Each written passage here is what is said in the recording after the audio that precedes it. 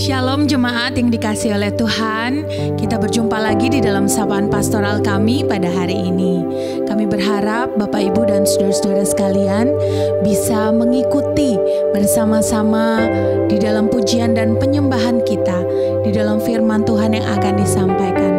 Kami rindu kita sama-sama dikuatkan di dalam masa-masa yang tidak mudah ini. Mari berjalan bersama dengan Tuhan. Satu pujian akan kita naikkan bersama-sama. Jadikan aku indah.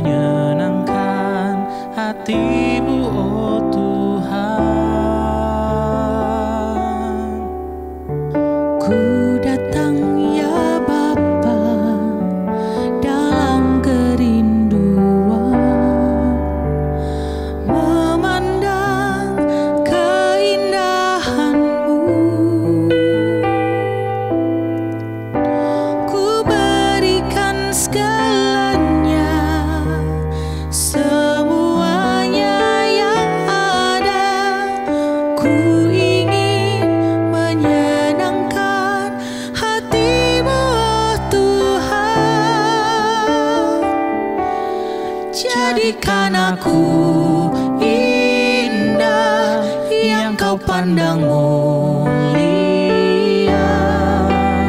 seturut karyamu di dalam hidupku. Ajarku berharap hanya kepadamu,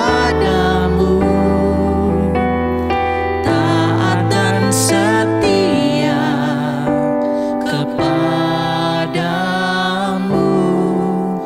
Tuhan.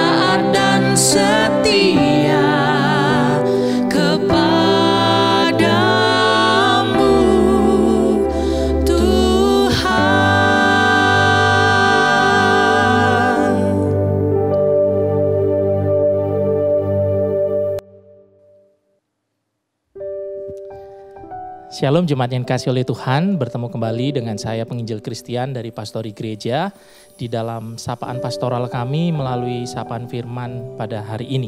Hari ini saya akan men-sharingkan firman Tuhan yang terambil dari 1 Samuel 15 ayat 22 hingga ayat yang ke-23. Alangkah lebih baiknya jika Bapak Ibu, Saudara-saudara sekalian bisa membaca secara komplit, secara utuh. Tetapi pada saat ini saya akan membacakan 2 ayat, yaitu dari ayat 22 hingga ayat yang ke-23. Demikianlah firman Tuhan. Tetapi jawab Samuel, apakah Tuhan itu berkenan kepada korban bakaran dan korban sembelihan sama seperti kepada mendengarkan suara Tuhan? Sesungguhnya mendengarkan lebih baik daripada korban sembelihan, memperhatikan lebih baik daripada lemak domba-domba jantan. Sebab pendurhakaan adalah sama seperti dosa bertenung, dan kedegilan adalah sama seperti menyembah berhala dan terafim. Karena engkau telah menolak firman Tuhan, maka ia telah menolak engkau sebagai raja. Nah, jemaat yang dikasihi oleh Tuhan, manusia itu memiliki natur di dalam dirinya, yaitu tidak menyukai dengan yang namanya kejujuran dan kebenaran. Ya, kita sebagai manusia memiliki natur, memiliki sifat dasar di dalam diri kita bahwa kita sesungguhnya tidak menyukai dengan yang namanya kejujuran ataupun kebenaran. Atau kalau kalimatnya dibalik, bisa seperti ini, bahwa kita sebagai manusia itu lebih menyukai ketidakjujuran dan ketidakbenaran. Mungkin saudara-saudara pernah mengalami hal ini. Satu kali ada kakak adik bermain. Kakak adik ini masih kecil bermain, kemudian satu kali adiknya menangis, kemudian mengadu kepada mamanya. Kemudian mamanya menghampiri si kakak, kemudian mengajukan satu pertanyaan. Kak, kenapa adik menangis? Nah, kebanyakan kakak menjawab, nggak tahu ma. Atau mungkin si mama mengajukan pertanyaan yang lain. Kamu pukul adikmu ya sampai nangis? Atau kamu dorong adikmu hingga jatuh dan akhirnya adikmu menangis ya? Kebanyakan kakak mungkin menjawab, enggak ma, adik jatuh sendiri, adik nangis sendiri. Nah, apalagi saudaraku, seringkali keadaan menuntut kita untuk tidak jujur di dalam kebenaran. Kita mungkin ingin agar dilihat dan juga dikasihi oleh pemimpin kita, oleh mungkin dosen atau pengajar kita. Kemudian kita mulai memuji dengan sangat tinggi. Atau sebaliknya, kita mungkin ingin dilihat, kita ingin dihargai, dikagumi oleh orang lain, maka kita pun melakukan sesuatu secara berlebihan. Nah, pertanyaannya saudaraku, apakah benar pujian kita itu? Apakah benar sikap kita? Apakah benar motivasi kita? Saudaraku, jika kita benar-benar mau jujur di dalam diri kita mau benar-benar jujur baik di dalam sikap hati ataupun perilaku kita, maka seringkali saudaraku, mungkin tidak selalu ya, tetapi jika kita mau jujur, mungkin seringkali kita akan melihat bahwa kita tidak berani jujur terhadap kebenaran. Mengapa kita tidak berani jujur terhadap kebenaran? Karena kita tahu saudaraku, bahwa kebenaran itu membawa suatu konsekuensi bagi kita.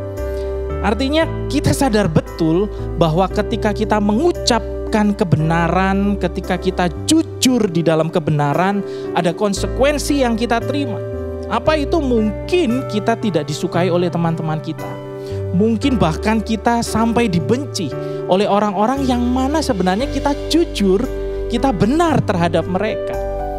Nah, saudaraku dikasihi oleh Tuhan, kejujuran dan kebenaran itu membawa konsekuensi kepada kita. Dan banyak orang tidak siap untuk menerima konsekuensi tersebut sehingga mereka memilih untuk tidak jujur dan bersikap tidak benar. Jemaat yang dikasihi oleh Tuhan, di dalam 1 Samuel 15 ini, setelah Raja Saul dipilih kemudian dilantik menjadi raja atas Israel, maka Allah memerintahkan kepada Raja Saul untuk memusnahkan segala yang ada dari bangsa Amalek. Mulai dari Raja Agag sebagai Raja Amalek yang memerintah pada saat itu. Kemudian memusnahkan seluruh masyarakat atau seluruh rakyat pada saat itu. Memusnahkan seluruh barang-barang, bahkan hewan-hewan ternak, semuanya harus dimusnahkan. Tetapi jika kita membaca kisah ini, maka kita akan mendapati bahwa Raja Saul tidak taat kepada Allah, tidak taat kepada perintah Allah. Dia tidak menumpas seluruh yang ada dari bangsa Amalek seperti yang diperintahkan oleh Allah. Raja Saul tidak jujur, Raja Saul bersikap tidak benar, dan Raja Saul tidak taat kepada Allah. Jemaat yang kasih oleh Tuhan, ketidakjujuran dan ketidakbenaran itu seringkali menuntut hal yang sama di kemudian hari. Artinya ketika kita sekali untuk tidak jujur, maka kita akan tidak jujur sekali lagi. Ketika kita sekali untuk bersikap tidak benar, maka kita akan bersikap tidak benar sekali lagi. Ketika kita sekali tidak taat, maka kita akan tidak taat sekali lagi. Nah, saudaraku, kita bisa lihat ketika Raja Saul tidak jujur dan tidak taat kepada perintah Allah, maka dia pun juga berusaha untuk tidak jujur terhadap Nabi Samuel pada saat itu. Ketika Raja Saul bertemu dengan Nabi Samuel, Raja Saul berusaha menipu Nabi Samuel seolah-olah dia telah melakukan segala sesuatu yang sudah diperintahkan Tuhan. Bahkan Raja Saul berani berkata, "Diberkatilah kiranya engkau oleh Tuhan. Aku telah melaksanakan firman Tuhan." Tetapi saudaraku, Nabi Samuel tahu tentang ketidakjujuran dan ketidaktaatan Raja Saul terhadap perintah Tuhan. Saudaraku, ini berkati oleh Tuhan, ketidakjujuran itu akan berhenti ketika kita mengakui dengan kejujuran. Dan ketidakbenaran itu akan selesai ketika kita berani untuk mengakui di dalam kebenaran. Tetapi saudaraku, tentu semua ada konsekuensinya. Saudaraku, kita bisa lihat konsekuensi yang diterima oleh Raja Saul karena ketidakjujuran dan ketidaktaatannya terhadap perintah Tuhan adalah bahwa ia pada akhirnya ditolak sebagai Raja Israel. Kita bisa lihat di dalam 1 Samuel 15 ayat 23 dan 26 yang mengatakan, "Karena engkau telah menolak firman Tuhan, maka ia telah menolak engkau sebagai raja." Jemaat yang dikasihi oleh Tuhan, tadi saya katakan bahwa kejujuran dan kebenaran itu membawa konsekuensi kepada kita dan banyak orang tidak siap menerima konsekuensi tersebut sehingga memilih untuk tidak jujur dan bersikap tidak benar. Nah, saudaraku, pertanyaannya, mengapa Raja Saul berani untuk tidak taat terhadap perintah Tuhan? Padahal dia tahu bahwa Tuhanlah sendiri yang memilih dan menetapkan Raja Saul sebagai raja atas bangsa Israel. Saudaraku, kita bisa menemukan jawabannya di dalam ayat 20 dan 21. Di situ dikatakan Raja Saul berusaha taat terhadap perintah Tuhan. Kita tahu di sini bahwa Raja Saul berusaha melakukan seperti yang diperintahkan Tuhan. Tetapi kita perhatikan di dalam ayat 21, di situ dikatakan tetapi rakyat mengambil dari jarahan dan seterusnya. Nah, disinilah letak permasalahan utamanya, saudaraku. Ketika Raja Saul diperhadapkan dengan dua pilihan, taat kepada Allah atau taat kepada rakyatnya, pada akhirnya dia memilih taat kepada rakyatnya. Ketika dia diperhadapkan untuk jujur kepada Allah atau tidak jujur kepada Allah, pada akhirnya dia memilih untuk tidak jujur kepada Allah. Di hadapan Raja Saul ada dua keinginan, ada dua perintah, yaitu bahwa segala sesuatu dari bangsa Amalek harus dimusnahkan. Ini adalah keinginan Allah, ini adalah perintah Allah. Tetapi sebaliknya rakyat memiliki keinginan yang lain.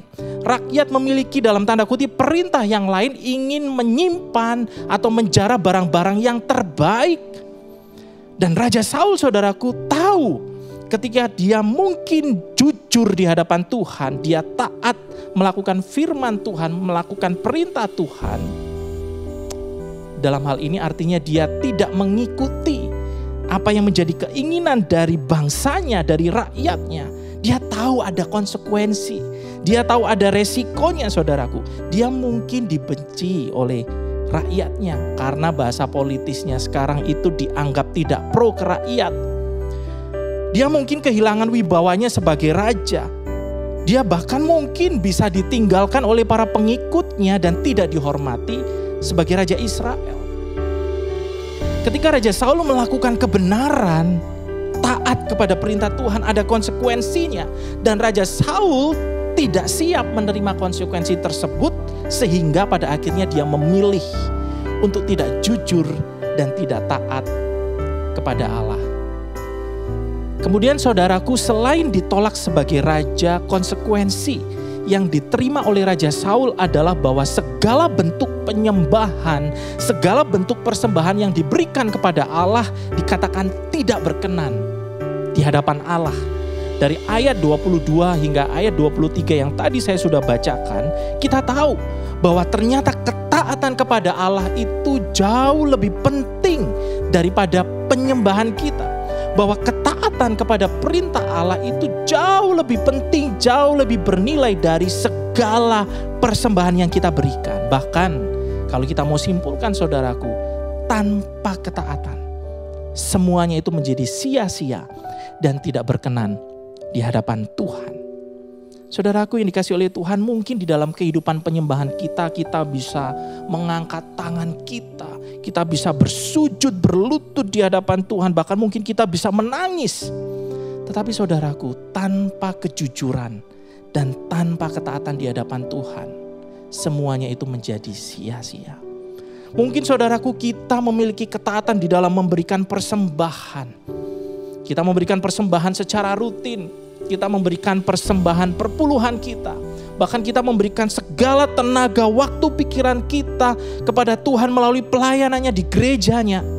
Tetapi sekali lagi saudaraku, tanpa kejujuran dan tanpa ketaatan di hadapan Tuhan, semuanya itu sia-sia dan tidak berkenan di hadapan Tuhan.